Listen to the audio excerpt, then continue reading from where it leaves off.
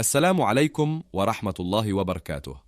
العثور على جثة طفل في وادي العبيد. تمكنت عناصر الوقاية المدنية عصر اليوم السبت من العثور على جثة طفل غرق في وادي العبيد على مستوى دوار أولاد محمود الغاز بجماعة حد موسى إقليم لفقيه بن صالح، وذلك بعد 7 أيام من البحث المستمر.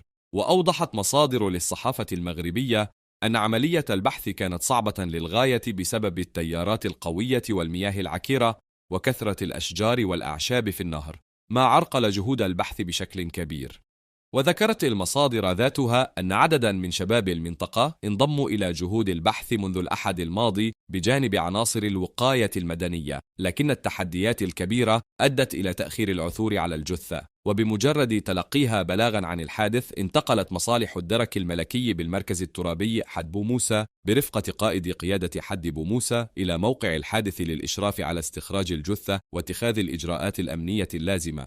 وتم نقل جثة الهالك بواسطة سيارة لنقل الأموات تابعة للجماعة الترابية حد بو موسى إلى المستشفى الجهوي ببني ملال لإجراء عملية التشريح المعتادة في إطار التحقيق.